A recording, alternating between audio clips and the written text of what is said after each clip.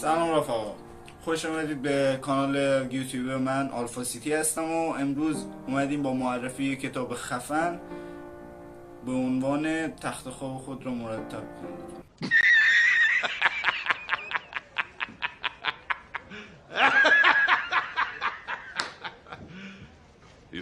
نویسنده این کتاب یه بازنشسته نیروی دریایی که در آمریکا خدمت میکرده و این کتاب کلا 10 فصله و اون داخل این 10 فصل 10 تا درسی که در دوره آموزشی یاد گرفته رو اشتراک میذاره با ما.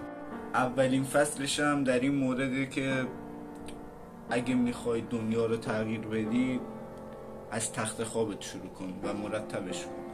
و این قضیه به این برمیگرده که هر روز ما کلی از کارهایی داریم که باید انجامشون بدیم و این میتونه یه مورد اول باشه که وقتی بیدار میشیم میتونیم تختمون رو مرتب کنیم و به عنوان یه انگیزه باشه واسمون چی اولین وظیفه روزانه‌تون رو انجام بدیم و همین باعث میشه تمام کارهایی که تو اون روز داریم و به صورت کامل و با انگیزه انجامشون بدیم و همین کار کوچیک وقتی به صورت روتین باشه و هر روز انجامش بدیم به عنوان یه عادت میشه و باعث میشه کارهای بیشتری انجام بدیم.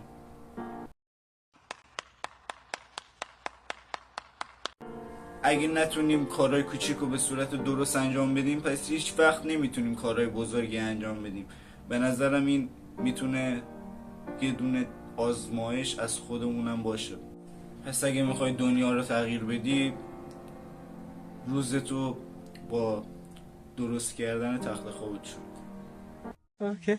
2 hours later. و این یه چیز کاملا علمی که ثابت شده. ذهن ما بعد از انجام فعالیت هایی که باید انجام بدیم یه حالت سرخوشی به اون دست میده و اون مغزمون بعد از انجام یه فعالیتی دوپامین ترشح میکنه و باعث سرخوشی میشه به ما انگیزه میده با این حرکت و این اتفاق به شخص رو خودم تأثیر گذاشته و به نظرم یکی از بهترین کارهایی که بعد از بیدار شدن میتونید بکنین همینه.